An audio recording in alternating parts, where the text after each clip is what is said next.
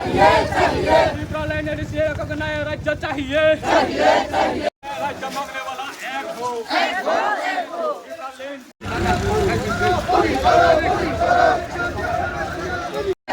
हमें नया राज्य चाहिए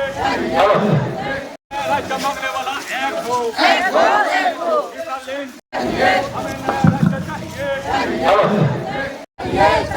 तीसरा लाइन से एक नया राज्य चाहिए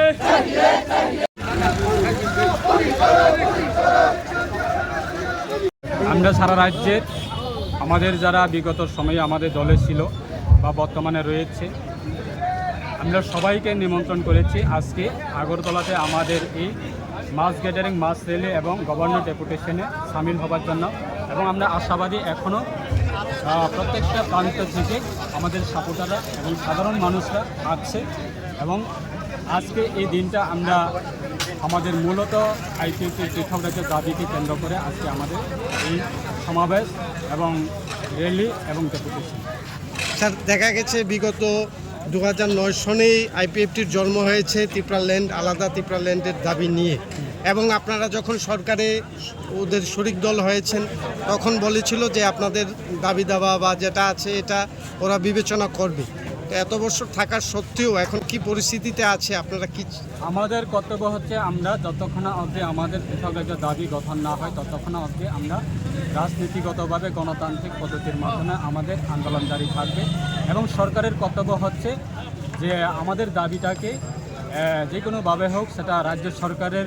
বিষয় না, সেটা ভারত সরকারের বিষয়। সরকার সেটা বিবেচনা করা দরকার যে প্রত্যেক রাজ্যে কেন আজকে পৃথক রাজ্যের দাবি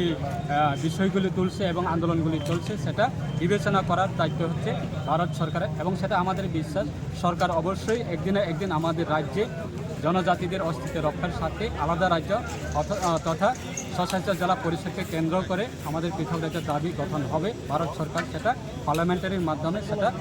বিল পাস করবে, সেটা আমাদের বিশ্বাস। স্যার, আরেকটা বিষয় হচ্ছে সামনে ভিলেজ কাউন্সিল ইলেকশন।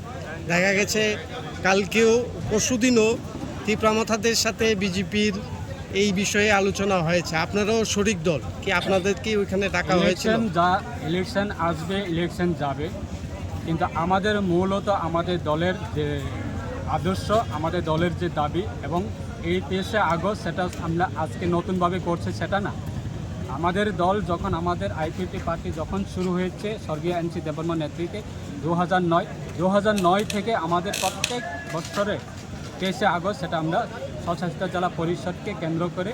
আমরা পৃথক রাজ্য দাবি দিবস হিসাবে আমরা পালন করে আছি এবং আগামী দিনে পালন করে যাব। ইলেকশন আসবে, ইলেকশন যাবে, প্রয়োজন যদি হয়ে থাকে বা আমাদের দলকে যদি প্রয়োজন মনে করে অবশ্যই তারা আমাদের দলের সঙ্গে আলোচনা করবে, সেটা আমাদের দল কোর কমিটি, সেন্ট্রাল কমিটি রয়েছে, তারা সিদ্ধান্ত নেবে।